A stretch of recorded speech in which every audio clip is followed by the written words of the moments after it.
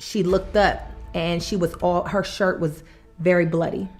We were just tolerating her because we have to.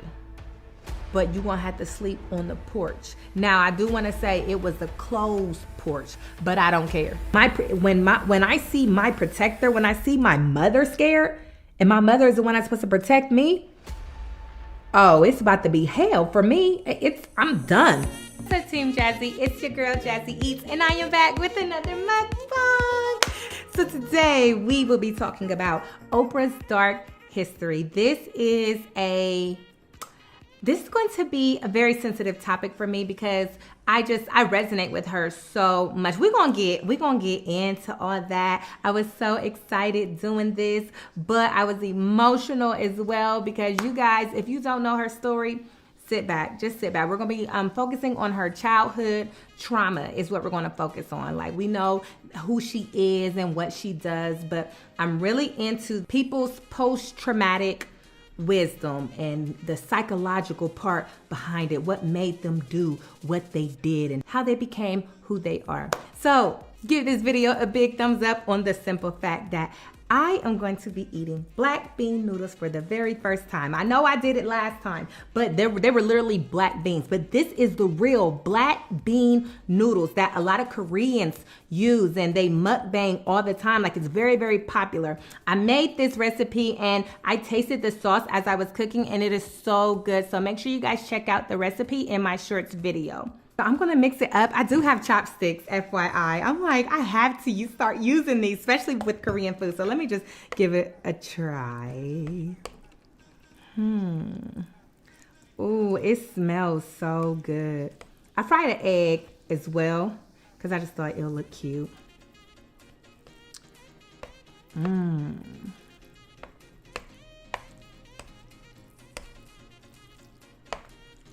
And I got some fried chicken.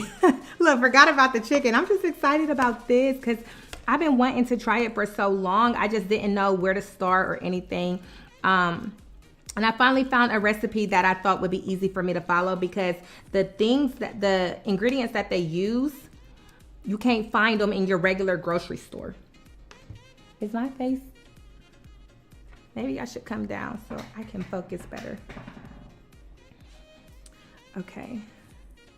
So I'm gonna pray before I take my first bite. Yummy, yummy. I call all of my subscribers Team Jazzy. So if you would like to be a part of my team, then all you have to do is subscribe to this channel and turn your post notifications on so that you never miss another video. Oh. Y'all, my mouth is watering right now because I know what the sauce tastes like. And I found the black bean paste on Amazon. So I'm gonna make sure I link all that in the shorts video with the recipe. This look good. Hey Team Jazzy, wanna get to know me better? Keep up with me on a personal level by joining my membership. All you have to do is click join beside the subscribe button. I'm so excited to share some exclusive content outside of true crimes. Love you. Amen.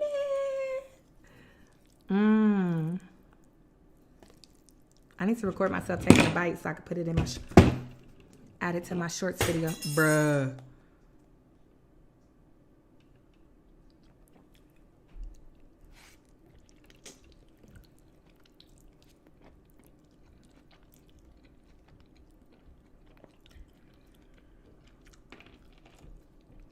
Yes.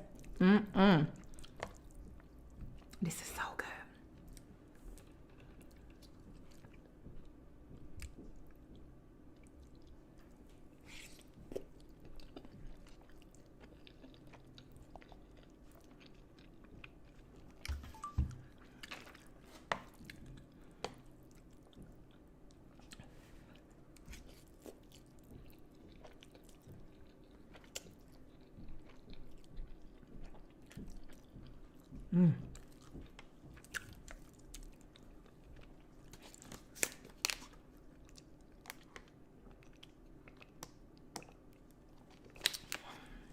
And the recipe was not hard at all.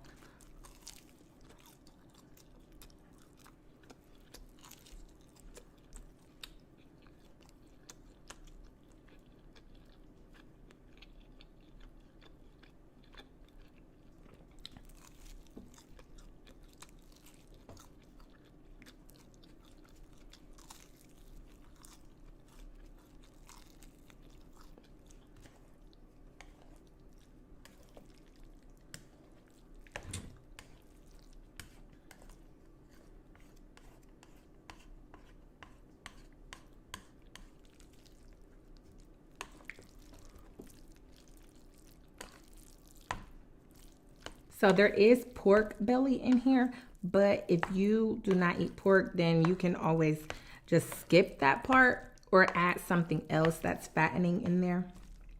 But that's the reason why they put it in there, is because the pork belly has so much fat in it. So this is packed with flavor. It's so good.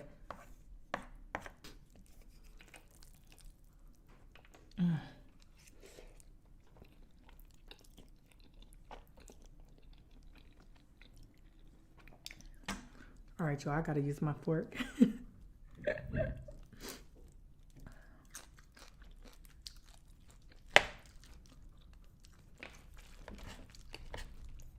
The egg more crunchier than the chicken.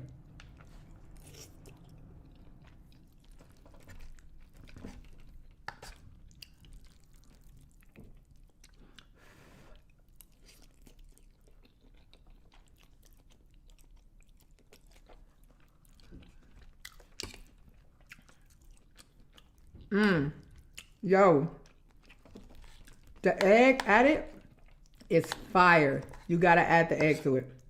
This is really good.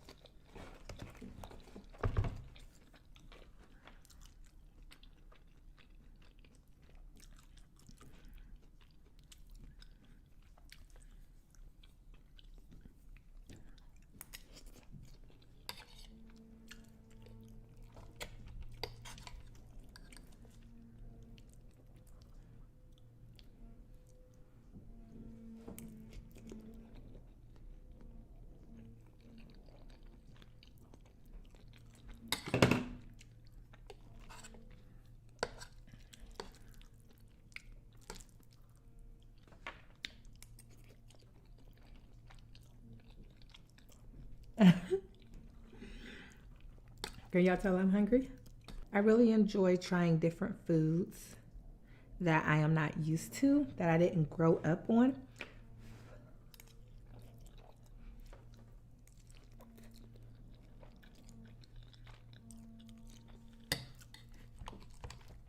I can't even tell the story, y'all. This is so good.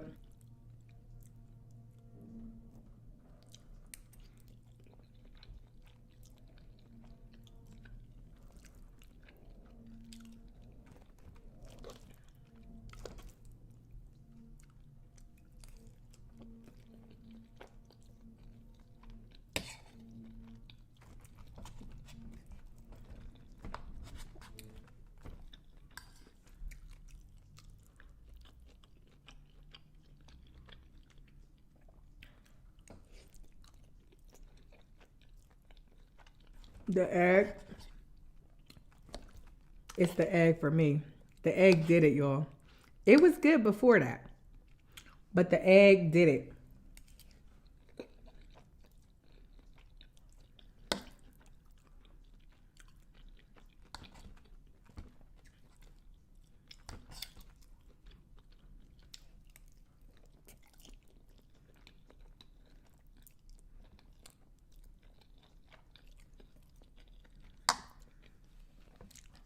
Wolf child.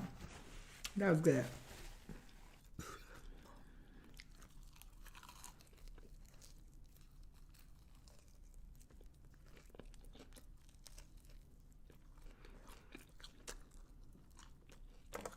I don't know her middle name, but it should have been Resilient. Excuse me if I just sound all over the place because I get so overwhelmed thinking about this to the point I'm going to lose my notes and I'm going to be all over the place. That's how excited I get. It's almost hard to describe. That's what I'm saying. I can't even put my thoughts into it. I have no control while talking about this woman. To the ones who is a part of my membership, go back to the video where I think I talked about either how to chase a man or 5 ways to master self-discipline. I had talked about finding that person of influence. I'm talking about mine's is Oprah. My person of influence is actually Oprah and Beyonce, but today's topic is about Oprah. I don't want to get too deep in what I talk about with my members only, but the things, the books that I talk to y'all about me reading and stuff. So what I'll do is I'll research the author. Every time I research an author who I'm interested in, because I'm just like, I want you to be a person of character. I want you to be a Christian. And, I want to be fed the right way because I'm doing this out of hunger. I'm wanting this change because I read self-improvement books. So I'll research the author, and every person that I research, Oprah has done an interview on them because she is also interested in them. And the things that they break down and the things that Oprah says, and you can just tell, like, this woman is so phenomenal. She is so phenomenal. Let's get out of our head. Oprah Winfrey, talk show host. Forget all that, okay? We're going to start from the very beginning. This woman, this baby was born in Mississippi, and her original name was Orpah. It was Orpah, Orpah. But as she grew up, everybody just said Oprah. They would switch the R and the P around, and they called her Oprah. But her people-pleasing character would just go with it. Because even though Orpah is my name, maybe my name should have been Oprah, since that's what you're calling me. I'm not going to say, that's not my name, don't call me that. I'm just going to go with it because I'm timid. I don't want you to think that I'm rude. And so whatever you say is okay. And so that's how she got her name Oprah, because everybody else named her that. So as a baby, she lived with her grandmother because her mother was a teenager when she had her. So it was only her grandmother and her grandfather. And her grandfather had dementia. And so she was very scared of her grandfather. Like, imagine being very little. Like, this story breaks my heart because, I put myself in people's shoes. I put my children in people's shoes. And I'm just like, I can't imagine one of my children going through this. And so she was very scared of her grandfather, and she was kind of scared of her grandmother. Like, she knew not to cross her grandmother, but her grandmother was the one that took care of her and protected her. So it was more like she wasn't really scared of her. It was just like, at times. So basically her grandmother always whipped her. She would braid switches together and whip her, sometimes so bad that the welts would open up and make her shirts bloody.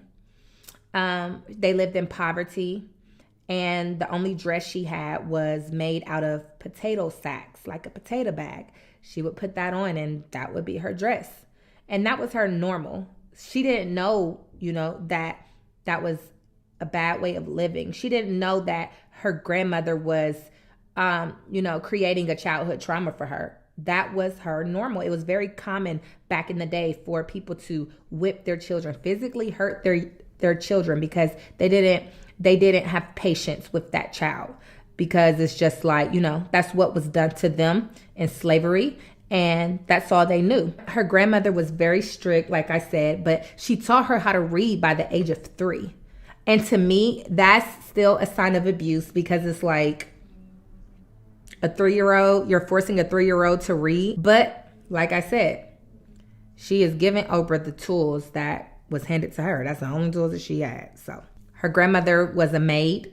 And so her expectations of Oprah when Oprah was an adult was to be a maid one day as well.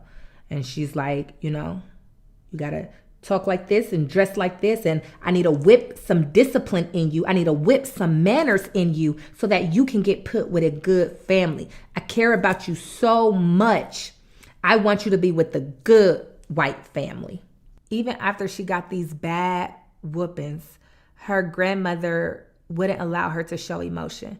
In the middle of spanking her, she would be like, shut that up. No crying. And then would continue to beat her. And then afterwards, if she was crying, she's like, don't you cry before I spank you again. You have physically hurt me. Like, that's what happens. Adults cry when they get their feelings hurt. So what is a child supposed to do when they're physically hurt? All right. Y'all. And so by the age of 4, Oprah had chores of a teenage person, and she would have to go to the well and fill it up with water and then think about a bucket of water. My baby boy is 4. I cannot imagine me making him carry a bucket of water. He could do it, but by the time he walked home, ain't no water gonna be in the bucket. And that's what was going on with Oprah. She was made to go to the well and travel back with water.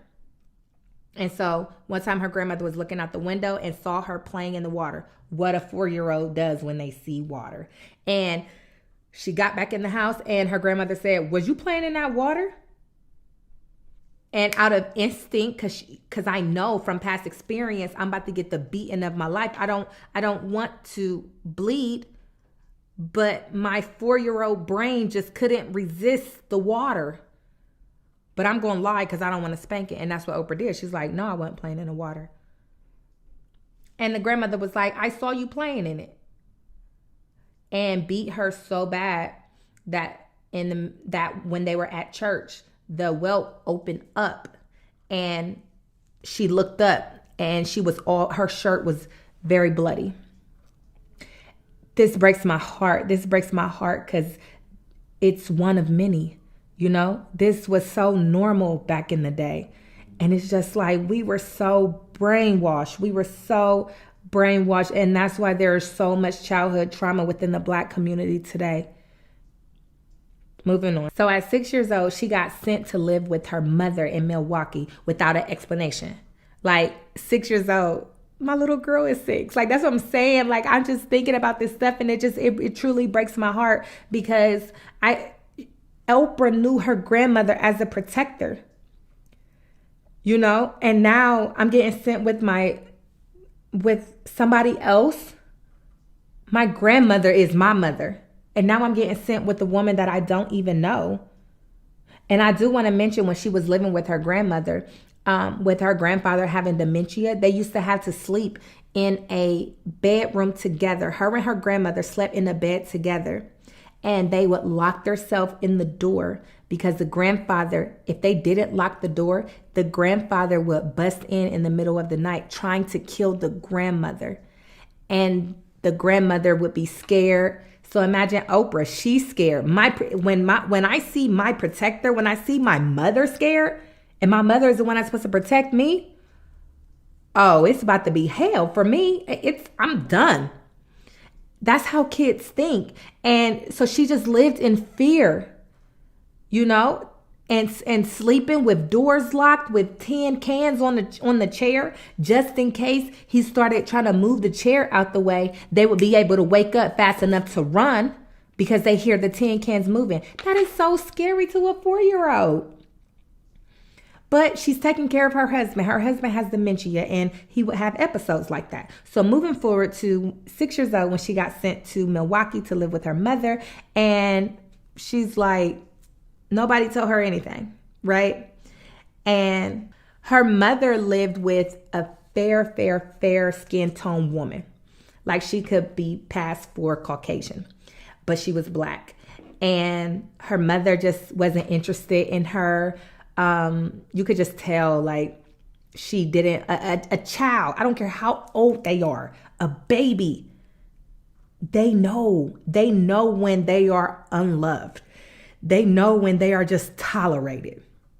But they look at themselves and they're like, something's wrong with me. They don't look at it as you're the blame. They look at it as I'm the blame. If I look this way, if I acted like that way, then I would be loved more. And that's how the self-hate just builds up as we get older, and we don't even know it. It just comes out subconsciously in the way, like, your friends say, I like your hair, and you're like, oh, this is a wig that I bought, and I think I need to wash it, and at the ends is you just can't say thank you.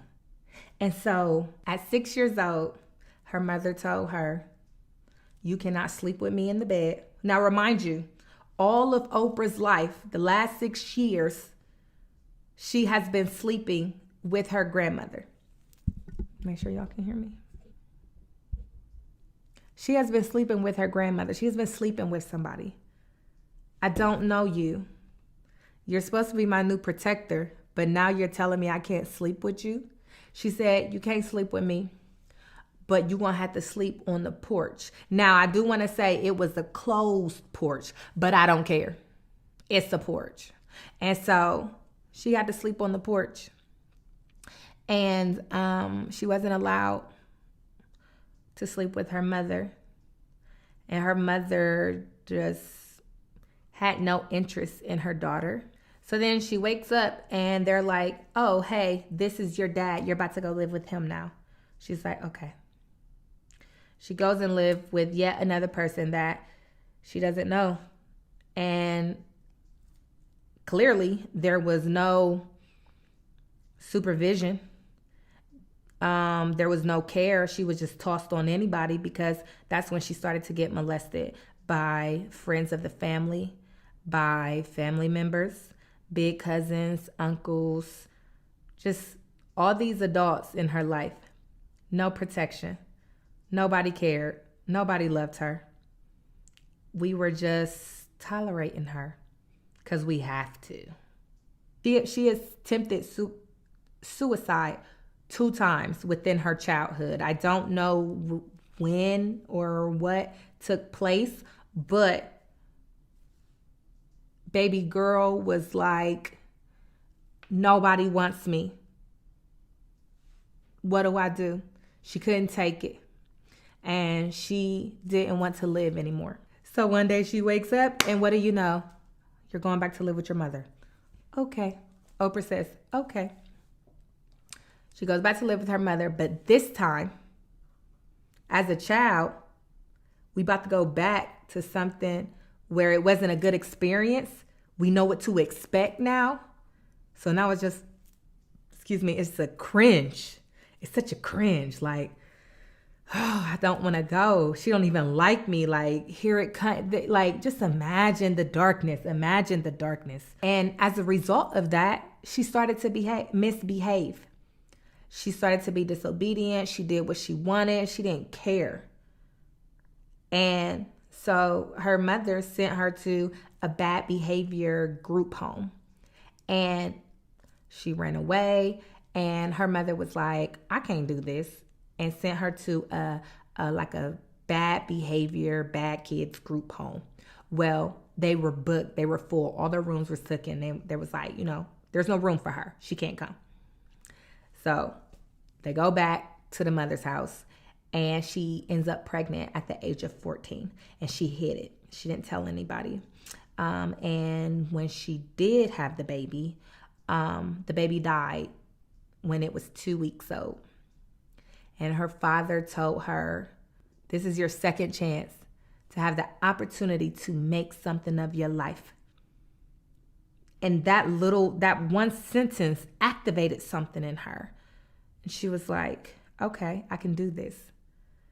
And she was on honor roll after that. She was doing so good, to the point they sent her to a school that was for smart kids only, like advanced kids in academically advanced kids. And she was doing so well, but then because of her poverty, and she's being around all these privileged children who has everything, she is now the only poor peer.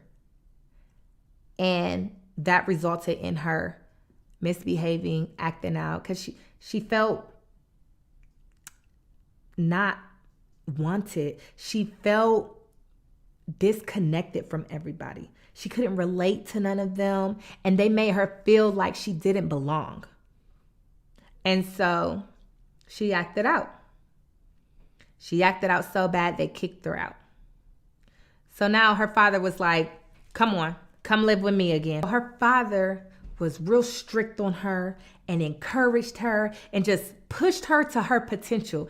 And what do you know? She's back on honor roll. She's doing so good. She won a pageant for Miss Tennessee. She lived in Tennessee. So she won a pageant. And by the time she was a senior, she was working at a news anchor place. Like I think she was just shadowing them at the time to be a news anchor, but she worked there. And she always told herself, like, this is what I want to do. She loved it. And so, everybody at the place where she worked at, everybody knew that she wanted to be a news anchor. Well, one of the directors was like, I'm sorry to break it to you, but your chin is too long. Your eyes are too far apart. Your hair is too thick. And your nose is too wide. Like, fix all that, and then maybe you'll have that job title one day.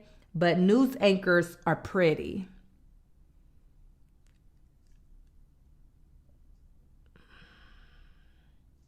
I don't know about y'all, but that would be enough for me to not even want to do it anymore. Like, I'm just being real. I would give up. I would really give up. Like, everybody has told me I'm ugly, so I must be ugly. Now I'm hearing from somebody who's in the industry that my looks will never get me there. So then maybe I should just do something else and go hide my ugly face since I'm so ugly. That is so heartbreaking. So she graduated from high school with honors, and she got a scholarship to, I think it was Tennessee University. I can imagine how proud her father was. And she was the first Black anchor woman, and she got a TV show. She was hired to host a TV show that was dying. The ratings were going so low. And a big show at that time was Donahue. I think that's his name, Donahue. He was really big, and he was, a famous white man host talking show, and he was just skyrocketing out of here, right? And when Oprah took on this job to host this little whack TV show, after 2 months of her hosting, the ratings went so high, they overlapped this Donahue show. And Oprah broke the record, being the first Black woman to host the show, but then she trumped over the white man that was very popular. Just imagine everything that she has been through as a child. This little girl, the same little girl that attempted suicide, has now broken a record and is a Black woman that is surpassing a white dominated industry,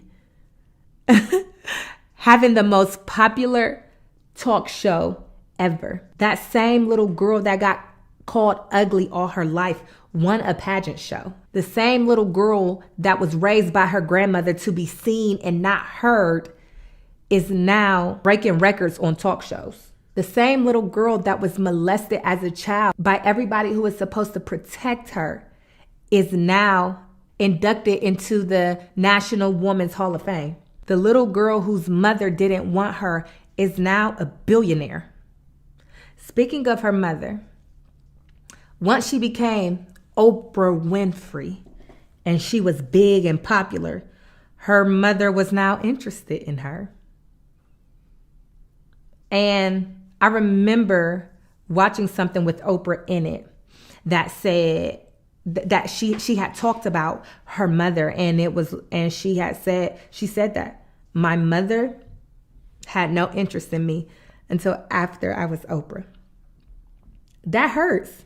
I'm a rich woman. I can have anything I want. And I'm still fighting this thing with you. Think about that. Oh, now that I'm rich, now you want me? That's a lot of healing that Oprah had to do.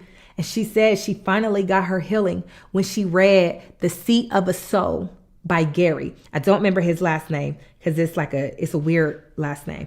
But his name is Gary. And he has a book called Seat, like a seat that you sit down in, Seat of the Soul. And she said that is when she got her spiritual awakening. And that's when the healing started. And I love Oprah for that because she teaches on the same things that I read about. And she's into manifestation with God. And I love that because so many of traditional Christians think that as soon as you say the word manifest, that you are replacing it with praying. No, I'm not. I'm just not like you, and I'm not going to use God as a genie. I'm going to talk to him by worshiping him and being grateful. Gratefulness is what I have, and I'm more happier than you'll ever be just because I have gratefulness. I'm so grateful. And the way that she breaks things down and talk about people pleasing, I just resonate with her so much to the point I be in tears listening to this, y'all. There was a thing, I'm gonna have to find it. There was something. There was a talk show that she did with TD Jakes, and y'all, I gotta find it. We can actually watch it together. Mother should be and what you wanted your mother to be. And in many cases, your mothers and your fathers can't be what your ideal is. Isn't that correct? Yes, because they were broken when you got them. See, we are 10-gallon people. But we may have been born into families of people who had pint capacities.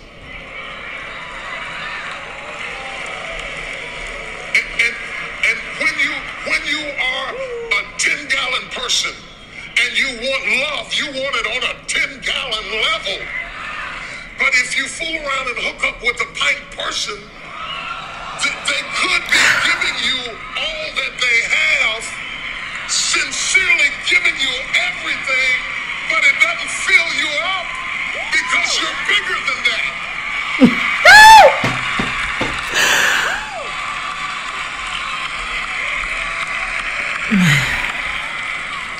Because you operate on such a higher level that you say, is that it? Is that all you're gonna give me?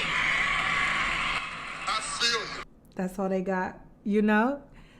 I felt that because that's me, you know? And that's the beauty behind forgiveness and not taking it personal anymore so that you can be free, is realizing that that's all they had to give. You know how many times I've been in situations where I give my all and that shit hurt. It hurts so bad because when it's their turn, it's like, that's it? How dare you? I would never do that to you. But that's all they got. That's all they got. And you can't be mad at that because guess who's going to be stressed out for the rest of their life thinking about that? Not them. They got theirs. They got what they needed. And so Oprah is doing all this healing and she's learning. And it's like, you know, I just let you come in my life so you can be famous too. I'm just supposed to let you walk over me like this. And I seen a couple shows with her and her mother, and she was kind of strong talking her.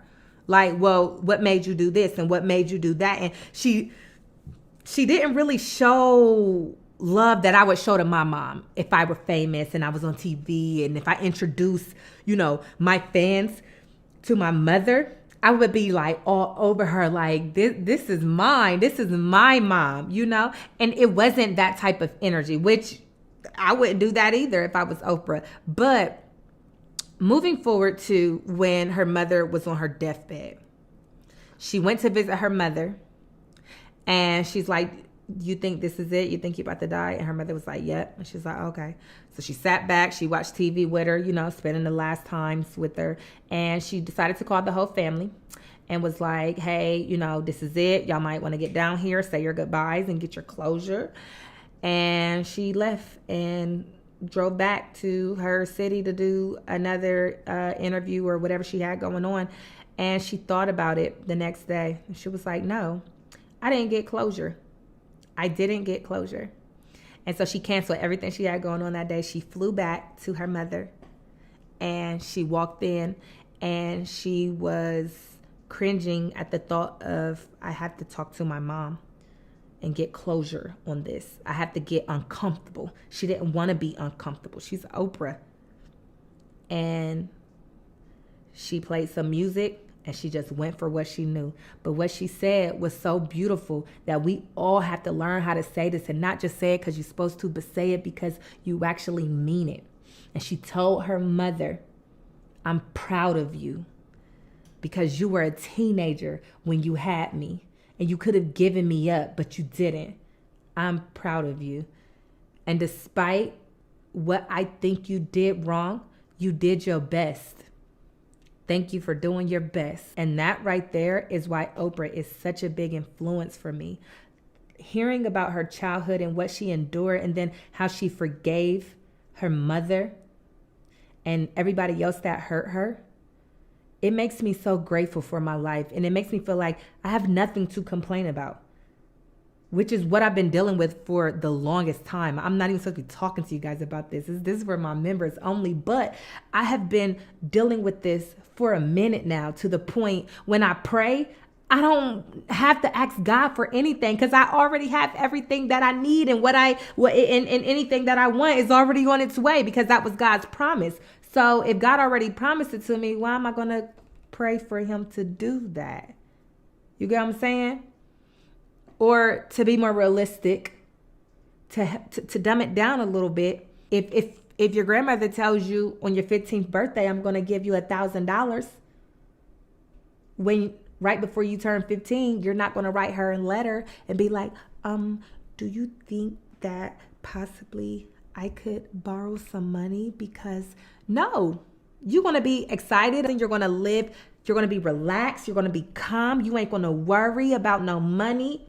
To a 15-year-old, $1,000 is a lot. So, but what I'm saying is, you are so confident in your grandmother because she loves you. She's taking care of you this whole time. She makes sure you're fed. She makes sure you have everything that you need. She has kept all her promises all this time. And then she tells you, when you're 15, I'm going to give you $1,000. You know it's the truth. So you're not going to worry. You're not going to fret. You're not going to doubt. You're not going to cry.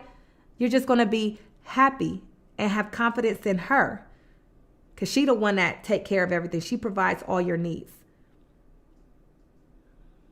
And as an adult, that's how we should look at God. He's going to provide everything we need already. So I'm not going to pray to him and be crying and pleading for things that he already deposited in me. He already deposited the power of our words. He is so powerful. He created the powerful universe, which is the law of attraction. That's how powerful God is. To the point, if we were to really understand how powerful God was, our mind wouldn't be able to fathom, and it would blow up. Literally, I'm not being dramatic. That's how awesome he is. We can't stand it. We are so small-minded to him. But we don't use what's in us. The patience he put in us, the words of the power of our words he put in us. He said that we were created in his image. And I can only imagine how frustrating it can be if my son is an adult and he moves out and I get him an iron board, I have put an iron board in his house. And he calls me every day crying because he got wrinkles and he wants me to iron his shirt.